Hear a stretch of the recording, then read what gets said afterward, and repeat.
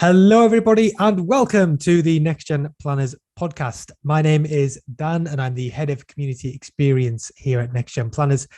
Today, I am very, very happy because it's a Friday, but I'm also delighted to be joined by Natalia Coe from the Money Charity. How are you doing today, Natalia?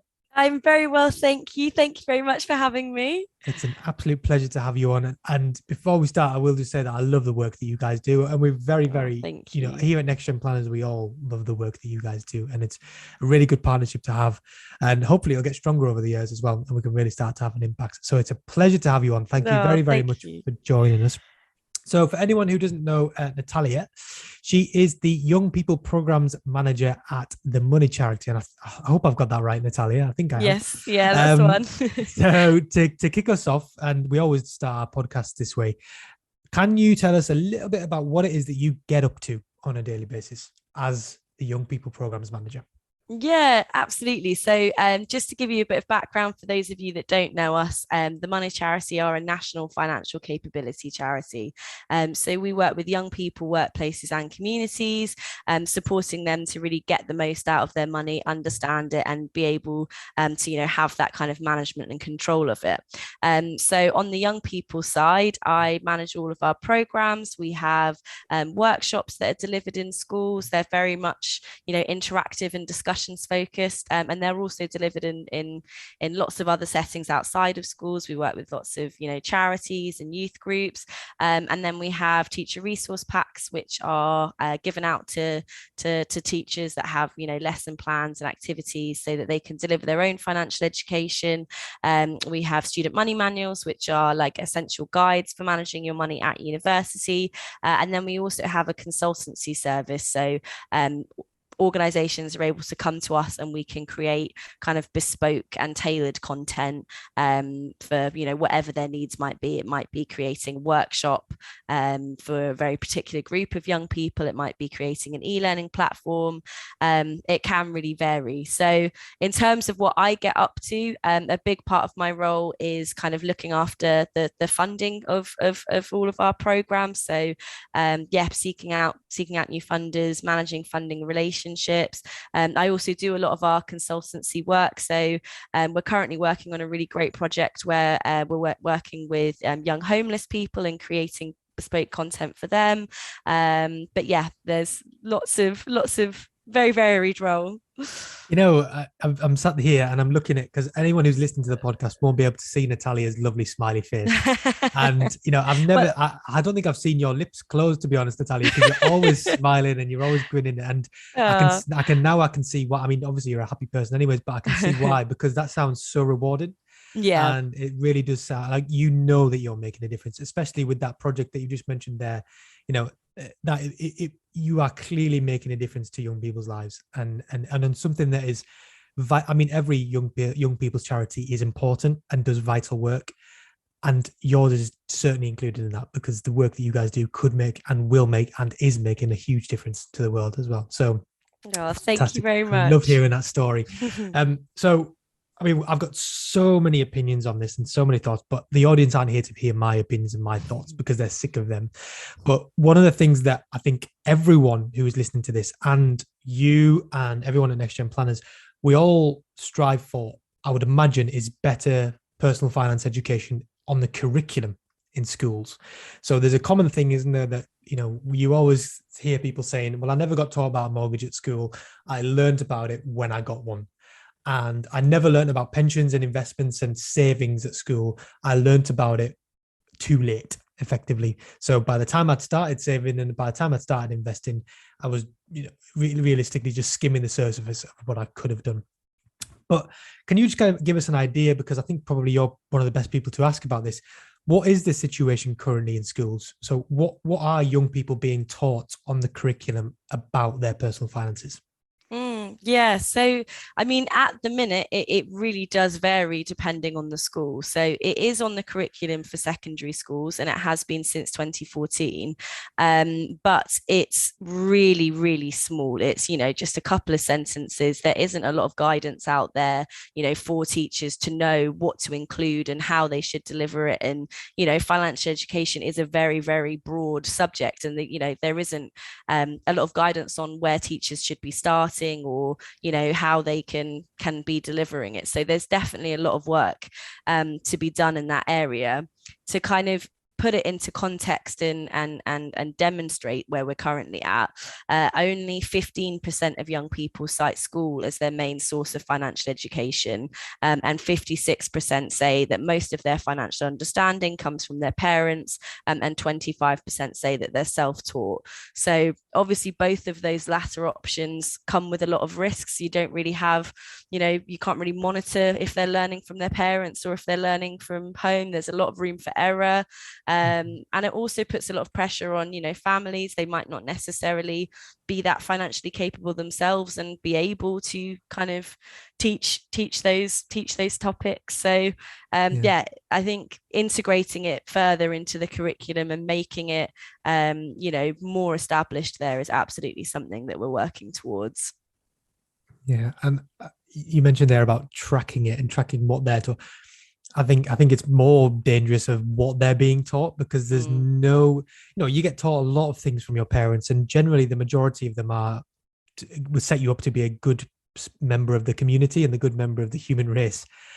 But a lot of people do have financial, shall we say, vulnerabilities, shall we say, and not everyone is good with money. I mean, in fact, the majority of people aren't. They would say they're not very good with money, and therefore the compound effect of passing that on to their children is very dangerous. And that's a big thing, actually. Is like 50, did you say 56% of people say that they learned stuff from their parents? I mean, I love my parents more than anything in the world, but I would not want them to teach me on my personal finances. And it's really shocking that, actually, to hear that. And let's be honest, if it was at a high level, and if everything was perfect, then the money charity wouldn't need to exist, would it? And you'd be out of a job.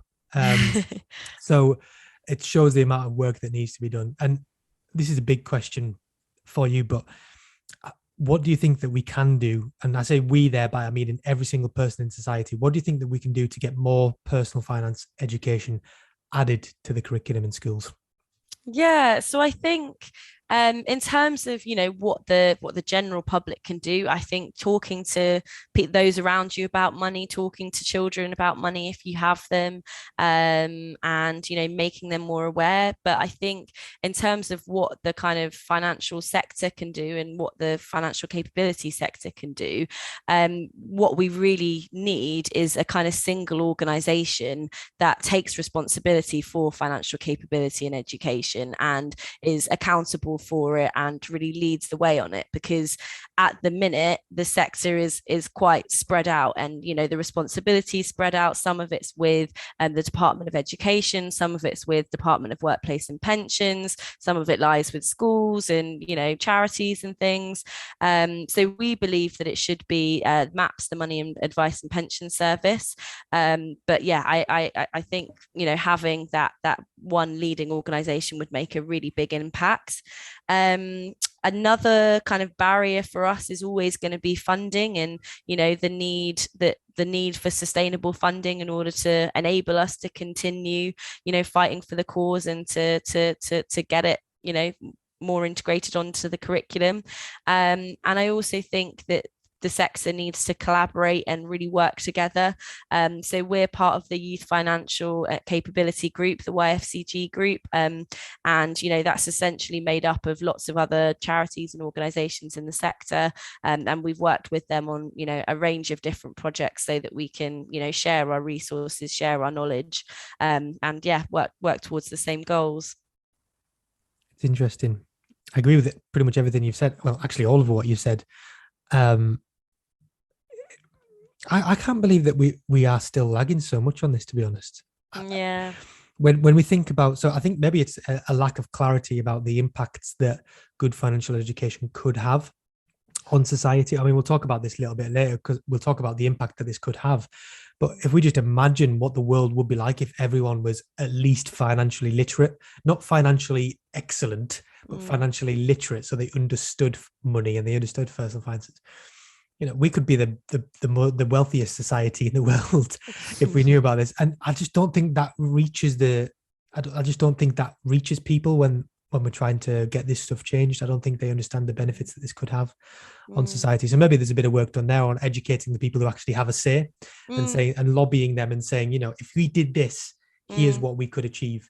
I mean, we can't be certain, can we? But we can certainly, use samples and things like that and say, if we started this in primary school, what would be the impact later on in life for people, and what would they understand about money? Yeah. Sorry, as you can probably tell, people in the audience and Natalia, I'm very passionate about this topic. I think it's really, really important. And something else that's really, really important at the moment is the state of things in the UK at the moment. So for anyone in the audience who doesn't know, the UK is going through probably the biggest cost of living crisis that we've seen in certainly when I've been alive anyways. I can maybe think of the 2008 debacle and around that time, but I still don't think it reached the levels that we're at now. I don't think it was as bad then as it is now. And it is really, I mean, it's affecting not just it's affecting everyone in society. There's no one who's getting away from this really. So when we think of the financial planners, because that's the people who are in the audience here, what do you think that financial planners can do to help the general public with this kind of cost of living crisis that they're going through at the moment? Yeah, so I think it's a really tricky one, because the reality is that there will be people who are great at managing their money, but simply need an increase in income in order to adjust to the new costs, because the costs are just such a huge jump, and it's such a huge increase so suddenly. But I think in terms of what we can all do is really provide people with practical advice on how they can make the most of what they do have, and where they can go if they find themselves struggling, and if they find themselves in financial difficulty, where they can get support, how they can respond, and not kind of burying their heads in the sand, which we know a lot of people do unfortunately do. I think that's the kind of the main thing that we can do. Yeah, it is true. I think that's so right what you said there. That there's,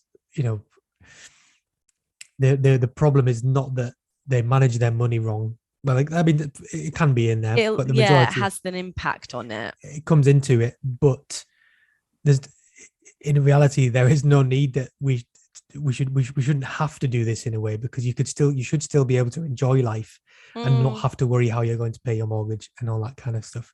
So the problem is literally, like you said, they just need a bigger income to match these kind of. So it could be perhaps work on how you ask for that bigger income, or how you get that bigger income, and all these different areas would be really useful, I think. Absolutely. I mean, I think it's a two-part challenge, but I think if everybody was financially capable and we were going through this crisis, I think it would be a very different story, because everybody would be able to adjust to it much more. And, managing your money will have the ability to manage your money will have a massive impact on how well you cope with the crisis. But I think it is just, good to be aware and recognize that there will be some people that are just, can manage their money all they want, but unfortunately they're not able to get the extra income to manage it. Yeah, and then those people who can't manage their money. So, for instance, who are perhaps in thousands of pounds worth of credit card debt and things like that. That's just this situation that's coming along at the moment is simply just compounding the situation that they had before, and it just becomes worse and worse. But yeah, I think education is huge in this area. So perhaps at the moment it's too late to do anything about the cost of living crisis that we're in at the moment, but certainly educating people on the future. If another cost of living crisis comes in the next 20 years, say for instance, how do we make sure that we set ourselves up so that we're robust enough in the future to make sure that when that does happen, we're okay and we'll be okay. It's interesting as well, because this kind of this kind of stuff doesn't really get talked certainly in my experience, about with clients. Like Mm, when financial planners are working with their clients, it's not so much, I mean, expenditure and things like that are covered, and day-to-day expenditure and things like that, but it's mainly to do with what they've got already that is comes into the conversation. So like you said before, it's two parts, isn't it? It's about pivoting towards maybe financial planners working on what they can see, the patterns that they can see in their clients spending that they could mm, help them with. um absolutely and there's prioritizing it, and yeah. definitely, because they're the ones who are going to know this information, because clients Mm, actually tell them that, there's no one else in this world that um clients will tell how much they spend on their gas and electric, for instance, other than their financial planner. So I think mm, financial planners are actually in quite a good position to be able to say to people, you need mm, to have a look at this because you're probably spending too much in this area. And I these are do the think changes. people could have, financial planners could have a big impact if they looked at that. So Mm. maybe it's something to work on for the audience. I know that you guys in the audience have got a lot on your plate already, so we got one more thing added on there. Um, and there's another kind of thing that's happening in the UK at the moment, and a lot of financial planners are talking about this actually, is the discussion around the buy now, pay later trend that we're seeing. So things like, for instance, when you go onto let's just say ASOS, for instance. We can mention product names on this podcast because we're not the BBC. So let's just say when you're buying something on there, you've now got like 6 ways to spread the cost. You've got Klarna, you've got ClearPlay, you've got all these different things that are coming up. Mm. I mean, I've heard from a lot of financial planners what they think about this, but what trends are you seeing amongst the young people that you work with? And a second question is, how do you think it's dangerous, and how dangerous do you think it could be for that generation who are having all these options thrown at them nowadays? Yeah, absolutely. I think the fact that there are so many options and that they're not necessarily, clear as to what they are and how they work plays a big, big role into why they get used and how they get used. And I think that that's a really big danger with all these buy now pay later products, is that there's potentially young people there that are using them and not really understanding them, not aware of what the consequences can be. There's some recent research by the Citizens Advice Bureau that showed that 45% of 18 to 34-year-olds have used buy now pay later in the last year, but 52% of them have used it without realizing, and 35% have then gone on to say that they regret it. And I think the 52% using buy now pay later and not realizing that they're borrowing money, and that they are committed to pay that back and there are consequences if they don't, is what's alarming. I think it all boils down, in my view, to financial education and being financially capable, and giving people the tools to understand what they're signing up to, understand what they're doing, and being able to make their own decisions about whether or not they want to do it. I think as a whole, I don't think it's an awful product if you use it well, and you make your repayments on time and everything. You could not pay any interest on it at all, so it is a potential credit option. I think you just need to be very aware of the fact that you are borrowing, and as always, whenever you're using credit, making a plan for how you're going to pay that money back. And yeah, I think it's worrying that it's not being seen as a form of credit. I think that's the real danger with it. Yeah, it's I think all the benefits of it are being promoted, but perhaps not the negatives. Yeah. I do think, though, I think it is I think it could, to be honest, I think I've got a bit of a different opinion on this to a Mm. lot of financial planners, which is that I think it actually is quite a useful tool, like you said. I It think can be, yeah, if helping to it's spread the used cost, right. Mm. especially at times like this, when you Mm. really, really need something. It's not these luxury Mm. things, items that you're buying off the cuff. It's the things that you really, really need. Like, say, for instance, if your clothes are all tatty and you need some new ones, being Mm. able to spread the cost is actually a huge benefit, and it does help people, and it's good for your mental health and things like that. But I agree with what you're saying. The flip side is that we need to also show people the negatives and warn them about what could come their way. Mm. Um, and I think it's about also saying, you don't need to be completely stringent with your money. You need to have, you need to live life. You need to be able to Absolutely. go out there and enjoy yourself. And that's what financial planners are great at, is saying, you've got this money, and so go and enjoy it, and go and enjoy yourselves. So it's about also balancing going and enjoying yourself, but also thinking about the future and thinking, how are you going to pay that back? And do you actually need it? And if the answer to that second question is no, then you maybe need to think twice about it. Yeah. Yeah, it's really interesting. I love talking about this kind of stuff, especially because I am actually, and I'm not ashamed to say this, I have used these kind of things in the past, and it's you don't think about these things in that moment when you're buying these items and using buy now pay later, but you do think about them afterwards. Certainly when you've got to pay them back, definitely. And something else which is coming into the conversations a lot more, and we've never really discussed it on the podcast, and I don't think we'll go too deep into it here because neither of us are experts in this topic, but we couldn't mention the younger generation without mentioning cryptocurrency. We're not going to go into NFTs or anything like that today, because that is just way too far out of my comfort zone to talk about. To be honest, I still don't really understand them, if I'm honest. But cryptocurrency is, and I was Googling this, well, I was researching this the other day, and it's now worth apparently over $3 trillion. That's more than reasonably sized countries. And when you think of what I've just said there, that is absolutely astonishing. Like that is worth more than some of the most developed countries in the world. And it's actually only rising. Like it's going up and up. I mean, obviously the volatility behind it, it's going up and down all the time, but the general trend is that it's going up, and more people are using it, more people are buying it. The big question is, what impact are you seeing this have on young people's personal finances? What do they talk about, and what are their kind of perspectives on this when you talk to them about it? Yeah, so I think it's absolutely something that comes up in our workshops. It's something that young people, it's definitely a word that young people know, and I think it's something that they think of as being quite cool. They see it on social media, they see celebrities talking about it, they kind of think of it as great, a quick way to make lots of money. But I think what they really need to understand is what the risks are, how it works, because I think a lot of it is such a deep and complicated area that so many people don't understand it. I'm not even sure I understand the deep ins and outs of it.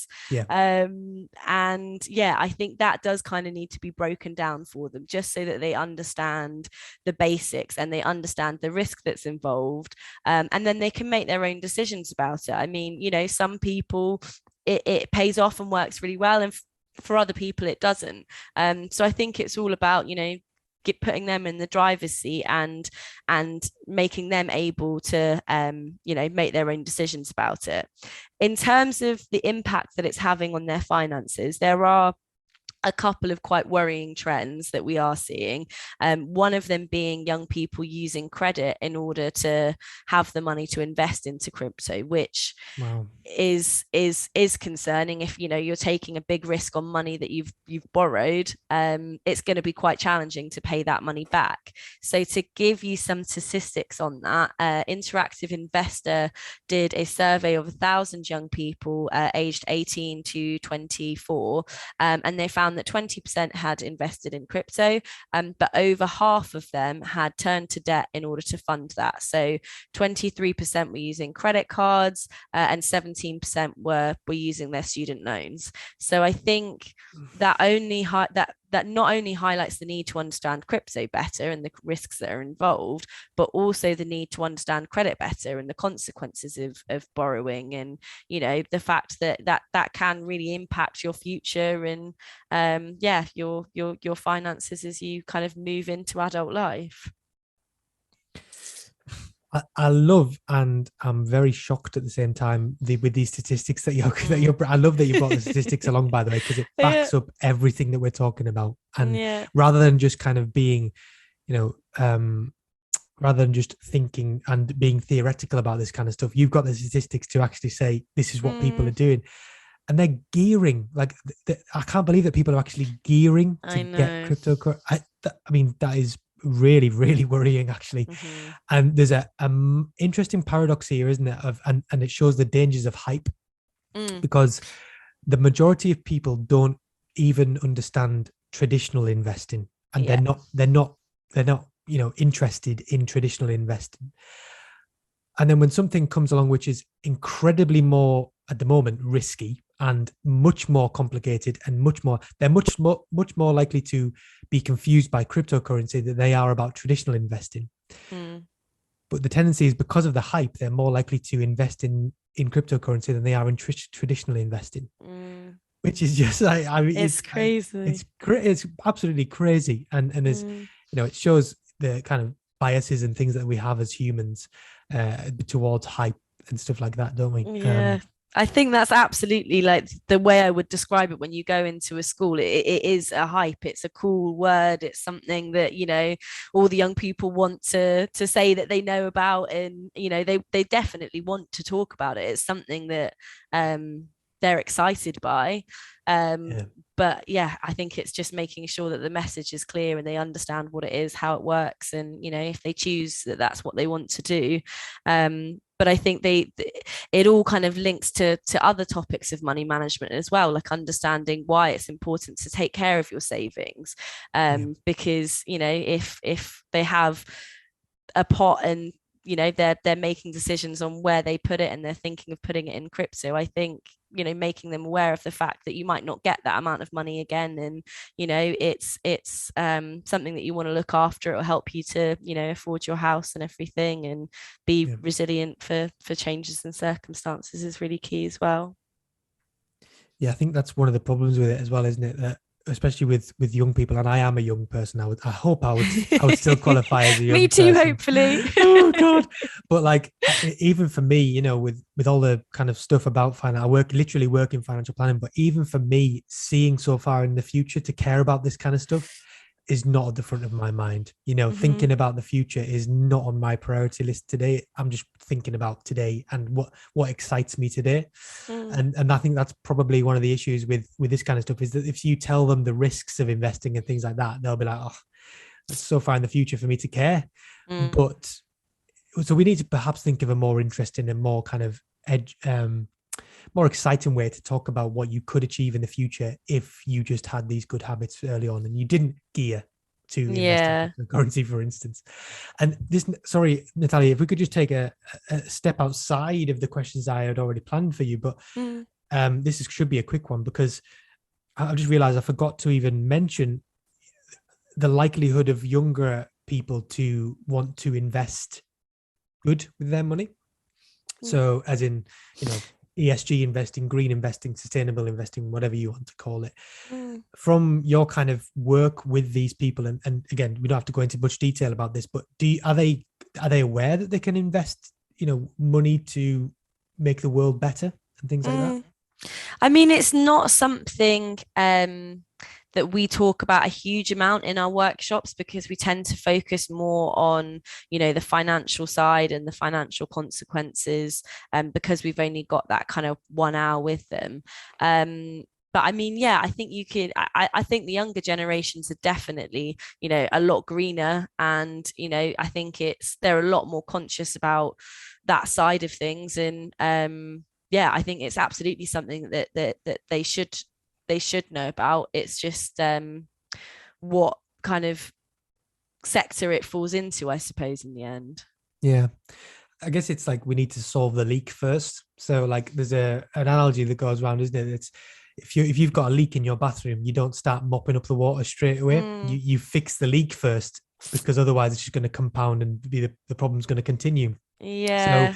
in a way, we need to teach people, like you exactly what you just said there. We need to teach people how to be better with money and how to be more financially capable Mm, before we start talking to them about what they can do with that money. I think mm, you can talk about them both at the same time, but the absolutely. important thing is to teach them how to stop the leak rather than how to kind of mop the floor afterwards and clean things up afterwards. Yeah. Yeah. Sorry, we went off bit. Well, not off topic, but I don't think you knew I was going to ask that question, but you answered it beautifully. So well Yeah, done. good. This next question is enormous, and it kind of tops off everything that we've been talking about today. So big thinking when we Mm-hmm. think of the future, and let's just imagine in a utopian world that we got financial education bang on starting from today. So we had it on the curriculum.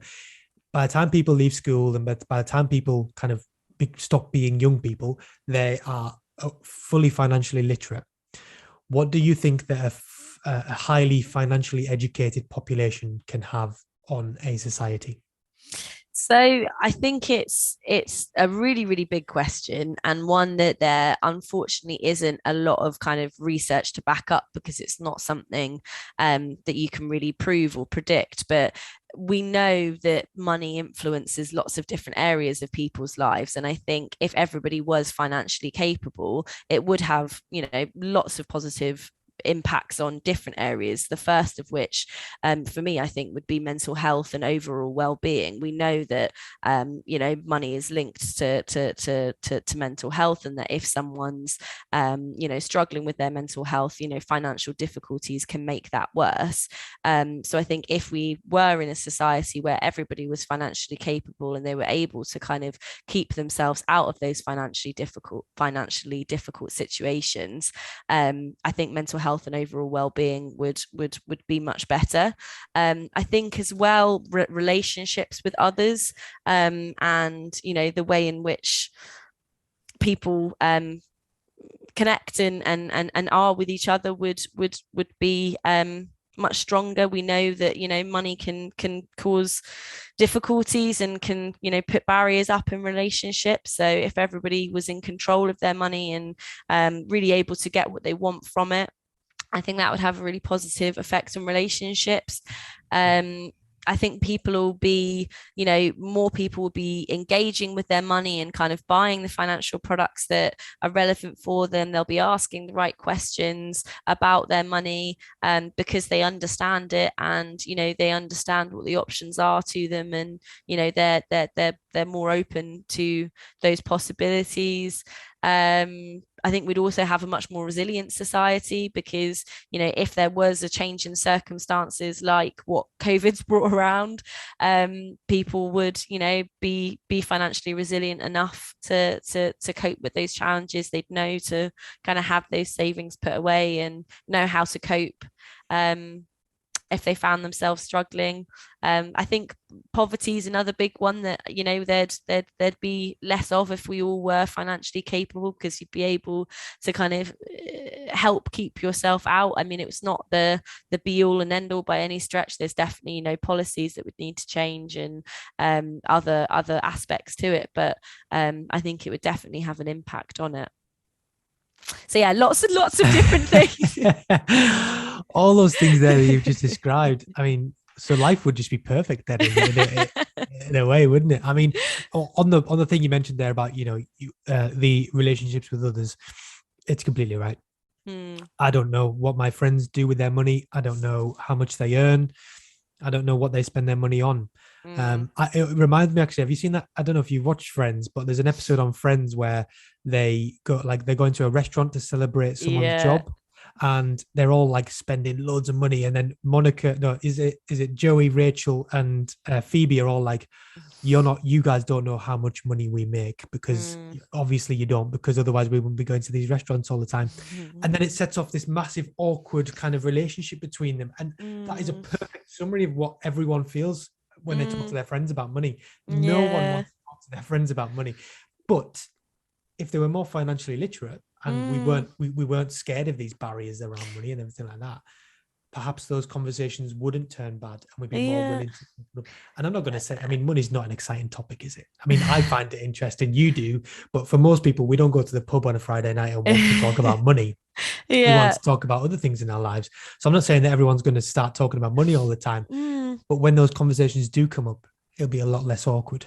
Yeah, absolutely. I think, money can be quite a taboo subject still, but I think the more open you are with money, the easier it's going to be to manage it, and the more honest you can be with your friends, so that if you can't afford to go somewhere, it's not something to be ashamed of. It's just something to share. And then if everyone was more transparent about their finances, it would be, I think we would be a much stronger society because everyone would be able to kind of cater to each other and understand each other.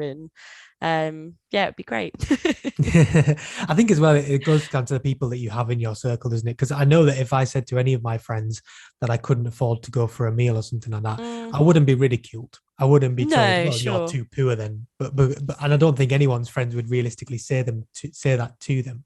Mm. But I do think that there's an element of this where we need to open up the conversations and just be really upfront and honest about it. I don't earn as much as you, therefore we can't do all the things that you want to do all Yeah. the time. Okay, so just to pivot a little bit, if there are any, because you mentioned at the start all of the things that you guys get up to at the Money Charity and all the things that you do. So obviously, the people who are listening to this are financial planners. If they would like to get involved in some of the things that you guys do, and if they want to kind of help you guys out, what can they do? What how can they get involved with the work that you do? Yeah, so we are a small charity, and we do rely of our funders in order to continue delivering our workshops for free. So we are experiencing really high demand at the minute. So which is great. It's fantastic that so many organizations are wanting not only financial education but are turning to us for it, which is great. But it does mean that we are in need of additional funding in order to meet that demand. So to kind of put it into context, a month or two ago, we had to pause taking on additional bookings just for 6 weeks or so that we could build up some more funding in order to continue taking them on. And during that time, it meant that 8,000 young people were put on a waiting list. And it's great that we're now able to offer out those workshops and continue delivering, and we're really grateful for that. But we are still very much in a position where we are seeking out additional funding so that we can meet this demand, because it absolutely feels like schools are realizing the importance of financial education and are really wanting it, and we absolutely want to be there for them. So the way in which our donations work is that each workshop costs £250 in order to deliver. So a £1,000 donation would pay for 4 hours of workshops, and would reach about 100 young people, because our workshops are designed for class-sized groups, and we kind of estimate at least 25 young people would be there for each one. So if anyone is interested in discussing funding opportunities, we'd absolutely love to hear from you. We're absolutely do our best to be flexible and make it work for both parties. And yeah, you can get in touch with me at Natalia, spelt N for November, A T for Tango, ALIA at themoneycharity.org.uk. Brilliant. I've been thinking about that. I've been working out because I do quick maths in my head. That's £10 per young person. Yeah, which could have a monumental impact on their life going absolutely. forward. 1 hour session can completely change their whole mindset on money. Mm-hmm. I'm not saying guaranteed, but it could have a massive impact. I mean, think £10. I mean, what is that? It's a few coffees a week, isn't it? It's ridiculous. Okay, absolutely. cool. Well, I think we'll close things down there, because that's a nice way to finish things. But we do always like to ask our guests for, I say book, because I know that other people read books. I don't read books. So it can be anything. It can be a podcast. It can be a movie. It can be a piece of music, or you can go with a book that has helped you in your career so far. What would you say? What would you recommend to our audience? Yeah, so I had to dig a little bit deep for that one, but I managed to kind of come up We with don't we one. don't read books as millennials, do we? That's the way it is. But yeah, one that did spring to mind is a book called Little Princes by Conor Grenham. So it's a true story, and it's essentially about an American volunteer that went over to Nepal, and he was volunteering in an orphanage. And whilst he was volunteering there, he realized that all of the children that were in the orphanage were actually trafficked there, and they weren't in fact orphans. And he then basically, makes it his life mission to reconnect these young boys with their families. And he's, so dedicated to it. He really, he's only 21 when he goes over there. But yeah, he's so dedicated. He comes back every year. And he's set up his own charity for it. And I was over in Nepal at the time when I was reading it. I was a volunteer myself. So yeah, I just really connected with it. And the fact that it was all true and real just definitely struck with me and made me want to work in charity. That sounds lovely. We've never had that one on the show. As you can probably imagine, we've never had that one on the show before. So very, very good. Well, I've thoroughly enjoyed our conversation today. It's been really, really good to have you on. I feel actually it's weird because we've been talking about some pretty worrying statistics, but in a weird way, I feel optimistic and inspired to go on and really make a difference. Great. So that's all from us today. Sorry, I'm still thinking about all the things that we've been talking about today. It's amazing. But we do like to give the last word to our fantastic guests to say thank you for coming on the podcast. Now, you've already told us your email address for people to want to get in touch. Mm-hmm. But what other ways can people connect with you if they want to find out a little bit more? And also, you weren't aware of this, and I'm sorry for this. I ask everyone this question. Leave us with some kind of motivation / inspiration going forward as well. Sure. Okay. So in terms of, getting in touch with us, it's just themoneycharity.org.uk. We've got our website and lots of more information about us there. But yeah, I mean, the best way would probably be to just drop an email over. In terms of something inspirational and motivational, I think, the fact that demand is so high for financial education at the minute is really fantastic. I know that our adults team are absolutely experiencing the same demand, and we're I think that although there's been a lot of negativity with COVID and it's been a very challenging time, I think it has also highlighted to a lot of people the need to manage their money better and the need to be financially resilient and be more capable with their money. So there are positives coming out of it, which is great. Fantastic. What a lovely way to finish. Well, thank you so much, Natalia, for joining us on the show today. So that was Natalia Coe from the Money Charity. If you enjoyed this podcast, you can find it on Spotify, Apple Podcasts, Google Podcasts, and on our website, which is nextgenplanners.co.uk. And on there, you'll find more information about the training contract, the Blast Off program, Advice Stack, our amazing community, which now has over 730, last time I checked, people in there who are all supporting each other and growing with each other every single day. And of course, our conference, which by the time this is released, it might have already been. But if it hasn't been, you can find more information about the conference on our website as well. So that's nextgenplanners.co.uk. And you can also share this podcast. So you can share it we're on LinkedIn, Instagram, Twitter, and Facebook. Not on TikTok just yet. Might be one day. And of course, you can find the Money Charity on all of those things as well. And I always forget to mention this, but if you could leave us a review at the end of this podcast, you have no idea how much that actually helps us as well. So if you could just drop us a quick review, tell us what you enjoy about the podcast, or perhaps what you don't enjoy so much about the podcast, that will massively help us out as well. So thank you so much to you guys for listening. Thank you again to Natalia for joining us. That's all for today's show. We'll be back very soon with another episode of the Next Gen Planners podcast. But for now, thank you all very, very much, and we'll see you all soon. Thank you. Bye-bye.